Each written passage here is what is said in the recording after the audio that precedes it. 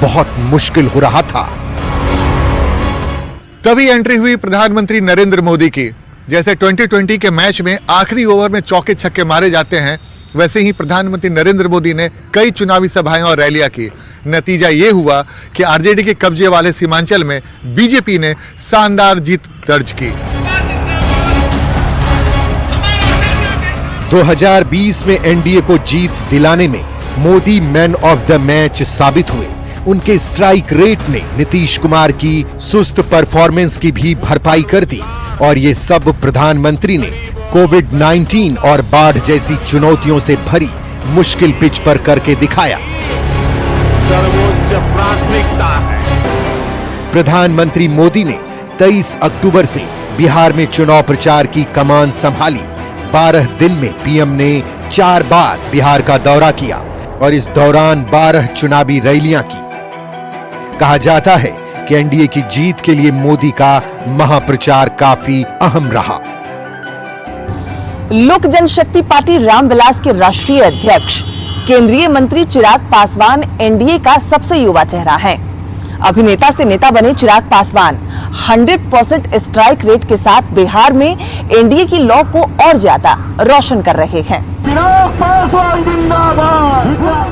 ना टूटने वाला हूँ, ना झुकने वाला हूँ। वैसे तो लोकतंत्र में विरासत जैसा कुछ होता नहीं है, पर भारत की राजनीति में अगर परिवारवाद एक सच्चाई है तो खुद को उसके काबिल साबित किया है। स्वर्गीय रामविलास पासवान के बेटे चिराग पासवान ने 2019 में रामविलास पासवान के निधन के बाद चिराग पासवान ने पार्टी की जिम्मेदारियां संभाली। इसी दौरान चाचा पशुपति पारस के साथ भी पिता की विरासत के लिए लड़ाई लड़नी पड़ी। 2021 में चाचा से अलग होकर एलजेपी रामविलास का गठन किया। 2024 में 5 सीटों पर एनडीए के साथ मिलकर चुनाव लड़ा और 5 सीटों पर शानदार जीत दर्ज की। झारखंड विधानसभा चुनाव में भी चिराग की पार्टी ने 1 सीट पर चुनाव लड़ा और अपनी जीत को रिकॉर्ड कायम रखा। पासवान जाति से आने वाले चिराग युवा चेहरा भी हैं, इसलिए उन्हें महादलित के साथ साथ युवाओं का भी समर्थन हासिल है। हाँ, दलित वोट को चिराग पासवान प्रभावित करते हैं, इसमें तो सच्चाई है। और 5-6% तो उनका अपना ही जो पासवान समाज का वोट है उसको वो सीधे सीधे प्रभावित करते हैं। हाँ, युवाओं में लोकप्रियता को लेकर के चिराग की स्वीकारिता बढ़ी है। बिहारी फर्स्ट, बिहार फर्स्ट की बात वो करते हैं और युवाओं के बीच में लगता है कि एक जोश से लबरेज चेहरा अगर हमारे सामने होगा तो हमारी बेहतरी के बारे में सोचेगा। आरजेडी के तेजस्वी यादव भी युवा की राजनीति करते हैं। ऐसे में चिराग पासवान के एनडीए में शामिल होने से युवा वोट बैंक में भी बिखराव की संभावना है।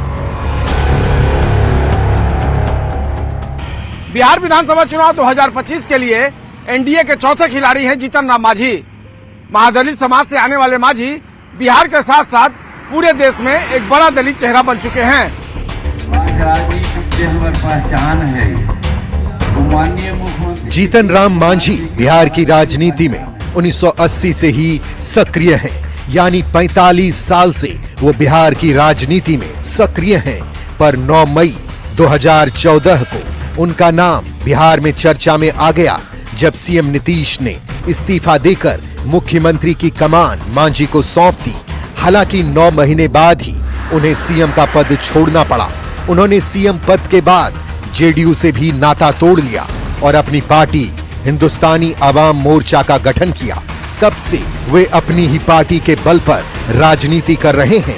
मांझी के एनडीए में होने के कारण महादलित वोटर्स का झुकाव भी एनडीए की तरफ हो सकता है। तो एक दलित चेहरा तो है रामविलास जी के बाद कोई यहाँ एक दलित चेहरा, वहाँ चिराग उनकी विरासत संभाल रहे हैं। लेकिन जीतन राम मांझी एक दलित चेहरा तो है, इसको कोई कैसे इनकार करेगा। अब वो दलित चेहरा न सिर्फ बिहार एनडीए के लिए है, अब तो नेशनल लेवल पर जो एनडीए सत्तारूढ़ दल है उसके लिए भी एक दलित चेहरा है। जिस बिरादरी से वो आते हैं, जिस समाज से आते हैं, तो संपूर्ण बिहार में तो उनकी आबादी है नहीं। अब वो मध्य बिहार में जहाँ उनकी आबादी है तो वहाँ वो तो मैटर करते ही है। उपेंद्र कुशवाहा बिहार के सबसे महत्वपूर्ण कुशवाहा नेताओं में से एक हैं और राष्ट्रीय लोक मोर्चा के प्रमुख उपेंद्र कुशवाहा को एनडीए अपने पाले में लाकर बिहार के लॉकुश वोट बैंक को रिझाने की जुगत में लग गई है। बिहार में चुनाव लड़ने के लिए कई मुद्दे हो सकते हैं। हर चुनाव में अलग अलग मुद्दा तूल पकड़ता है, पर एक मुद्दा जो बिहार की राजनीति में शाश्वत है वो है जाति की राजनीति। लव कुश इसका एक महत्वपूर्ण अंग है। लव यानी कुर्मी, कुश यानी कुशवाहा। नीतीश कुमार के पास लव का समर्थन पहले से ही है। अब कुशवाहा के जरिए एनडीए कुश को साधने में है। कुशवाहा वोट में जो पिछली बार कुशवाहा इधर उधर थे तो लवकुश समीकरण कहीं बिखर गया था। लोकसभा चुनाव में तो लालू प्रसाद ने कुशवाहा वोट पर प्रयोग किया और कुछ हद तक सफलता भी मिली। अब कुशवाहा भी इधर साथ हैं, तो कुल मिलाजुलाकर एनडीए का जो अभी कुनबा मुझे दिखता है इन कंपैरिजन ऑफ महागठबंधन मजबूत दिखता है। हमारे 5 दल के सभी कार्यकर्ता नीतीश कुमार जी और नरेंद्र मोदी जी के नेतृत्व में आगे कूच कर चुका है। जेडीयू, बीजेपी, एलजेपी-आरपी, हम, आरएलएमपी एकजुट होकर इस बार महागठबंधन का सामना करने के लिए तैयार है। सवाल है कि एनडीए के पंच प्रहार के लिए विपक्ष कितना तैयार है। अब हमारा दल अलग नहीं है, पांचों दल एक है। एनडीए के पांडव एक हैं तो सेफ हैं। एकजुट एनडीए, एनडीए, एनडीए, एनडीए। हर रोज सुर्खियां बटोर रहा है एनडीए। पर क्या आप जानते हैं कि एनडीए का गठन कब, कैसे और क्यों हुआ? 1998 में औपचारिक रूप से एनडीए का गठन किया गया। एनडीए का गठन क्यों हुआ, इसके बारे में पूरी जानकारी दें उससे पहले आपको भारत के राजनीतिक इतिहास से जुड़ी कुछ घटनाओं को दिखाते हैं।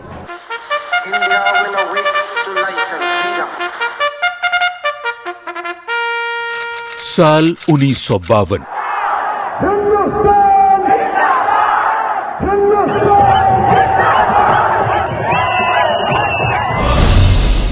देश को अंग्रेजी हुकूमत से आजादी मिलने के बाद पहली बार आम चुनाव कराया गया। पंडित जवाहरलाल नेहरू की अगुवाई में कांग्रेस और उनके खिलाफ श्यामा प्रसाद मुखर्जी के नेतृत्व में जनसंघ पार्टी के बीच मुकाबला हुआ। जैसा कि सबने सोचा था, कांग्रेस को निर्विवादित जीत मिली। पंडित नेहरू देश के प्रधानमंत्री बने रहे, चुनाव होते रहे, कांग्रेस सरकार बनाती रही। नेहरू, लाल बहादुर शास्त्री, फिर इंदिरा गांधी। प्रधानमंत्री बदले पर सरकार कांग्रेस की ही रही। कांग्रेस के लिए सब कुछ ठीक चल रहा था।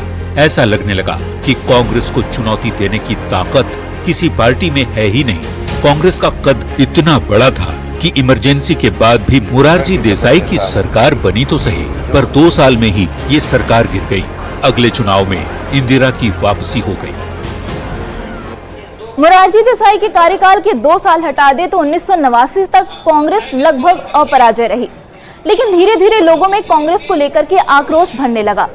आने वाले सालों में राजनीतिक तौर पर कई उथल पुथल हुए। आर्थिक उदारीकरण, बाबरी मस्जिद विध्वंस, मंडल आयोग की रिपोर्ट पर आधारित जाति की राजनीति, ये सब कुछ इसी कालखंड में हुआ।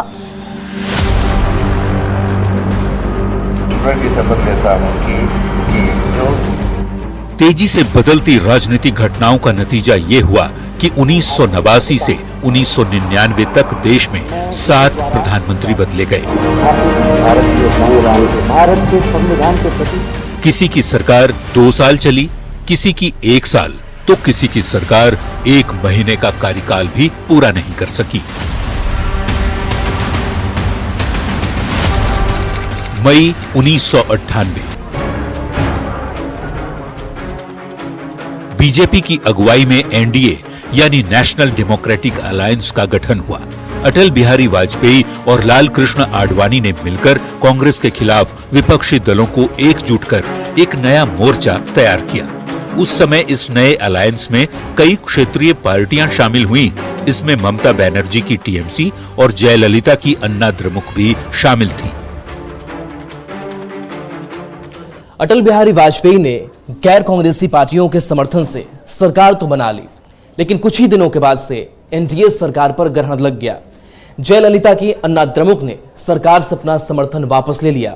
वाजपेयी सरकार अल्पमत में आ गई और सिर्फ एक वोट से एनडीए सरकार गिर गई। साल 1999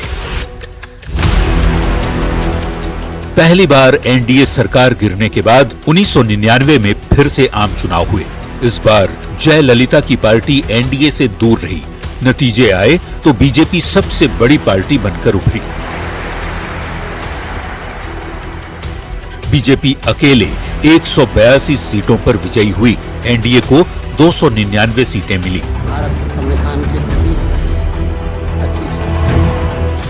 अटल बिहारी वाजपेयी तीसरी बार देश के प्रधानमंत्री बने और कांग्रेस को चुनौती देने के लिए एनडीए एक मजबूत गठबंधन के तौर पर स्थापित हो गया। ये पहली बार था जब किसी गैर कांग्रेसी प्रधानमंत्री ने 5 साल का कार्यकाल पूरा किया। साल 2004 में अटल बिहारी वाजपेयी ने चुनाव थोड़ा पहले कराने का सोचा, लेकिन ये दांव उल्टा पड़ गया और इस वक्त कांग्रेस की जीत हुई और मनमोहन सिंह प्रधानमंत्री बन गए और एनडीए सत्ता से बाहर हो गई। मैं नरेंद्र दामोदर दास मोदी 10 साल सत्ता से दूर रहने के बाद एनडीए ने सत्ता में धमाकेदार वापसी की। द्वारा स्थापित 336 सीटों पर शानदार जीत के साथ एनडीए ने 30 साल का रिकॉर्ड तोड़ दिया। 1984 में कांग्रेस के बाद बीजेपी पहली ऐसी पार्टी बनी जो अपने दम पर सरकार बनाने भर सीटें जीती। 2014 के बाद से केंद्र में लगातार 3 बार एनडीए की सरकार बन चुकी है और एनडीए देश में सबसे मजबूत अलायंस के तौर पर स्थापित हो चुका है। 2025 विधानसभा चुनाव के लिए 2 टीम बनकर तैयार है। पहला है एनडीए, जिसमें नरेंद्र मोदी, नीतीश कुमार, जीतन राम मांझी, चिराग पासवान और उपेंद्र कुशवाहा है। तो दूसरी तरफ है महागठबंधन, जिसमें तेजस्वी यादव, राहुल गांधी और लेफ्ट की पार्टियां शामिल है। अब इन दोनों में से किसका पाला भारी है, ये समझने के लिए 2020 विधानसभा चुनाव और 2024 लोकसभा चुनाव के नतीजों से अंदाजा लगाया जा सकता है।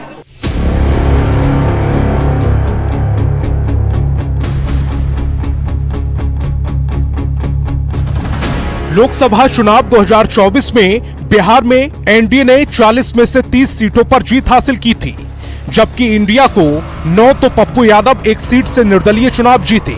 अगर वोट प्रतिशत की बात करें तो इंडिया गठबंधन को 36.51% वोट मिले, जबकि एनडीए को 45.47% वोट मिले। इसमें मांझी और कुशवाहा के वोट प्रतिशत शामिल नहीं है। 2020 विधानसभा चुनाव में बीजेपी को 19.46%, जेडीयू को 15.39%, आरजेडी को 23.11%, कांग्रेस को 9.48%, तो चिराग पासवान की पार्टी को 5.66% वोट मिले थे। गठबंधन की बात करें तो महागठबंधन को 32.59%, जबकि एनडीए को 34.85% वोट मिले थे। आरजेडी के लिए एनडीए बड़ी चुनौती होगी, क्योंकि आरजेडी के पास माना जाता है माई समीकरण, तो मुस्लिम और यादव को जोड़ भी दें तो 32% से ऊपर ये नहीं पहुंच पाते हैं, जबकि 45-46% का आंकड़ा एनडीए छू लेती है। और वहीं पर अगर देखा जाए तो एनडीए जो है उनके साथ एक बड़ा समीकरण है, जिसमें दलित भी हैं, ईबीसी भी है, ओबीसी भी हैं, अगड़ा भी हैं, मुस्लिम भी जेडीयू के साथ खड़ी रहती है, चिराग के साथ खड़ी रहती है, जीतन राम मांझी के साथ खड़ी हो जाती है। तो इनका जो एक वोट परसेंटेज होता है वो करीब 45 से 50 के बीच में हो जाता है। 2020 के विधानसभा चुनाव में चिराग पासवान और कुशवाहा एनडीए के साथ नहीं थे, यानी अगर एनडीए के 34.85% वोट में चिराग पासवान के 5.66% वोट जोड़ दें तो एनडीए का वोट 40.51% हो जाएगा। भाई दलित दो बड़े चेहरे हैं, चिराग पासवान एक बड़े चेहरे हैं, जिनका कि अपना ही वोट मैं बता रहा हूं कि 6% 7% के आसपास है, और दलित वोटरों को ये अपने तरीके से प्रभावित करते हैं। जीतन राम मांझी पूर्व मुख्यमंत्री रहे हैं और एक बड़े दलित चेहरे के तौर पर रहे हैं, और कई इलाकों में, अब मगध में जिस तरह से इस बार एनडीए बहुत कुछ नहीं कर पाई, लेकिन जीतन राम मांझी तो उस मगध से चुनाव जीत करके आ गए। तो जीतन राम मांझी और चिराग पासवान, ये दो बड़े दलित चेहरे अगर इनके साथ खड़े हो जाते हैं तो जो 19-20% जो दलित वोटर है, उनका पोलराइजेशन, उनका ध्रुवीकरण कहीं ना कहीं से एनडीए की तरफ दिखेगा। कुल मिलाकर देखा जाए तो इस बार विधानसभा चुनाव में दोनों गठबंधन का लिटमस टेस्ट होने वाला है। Bureau report, news 18।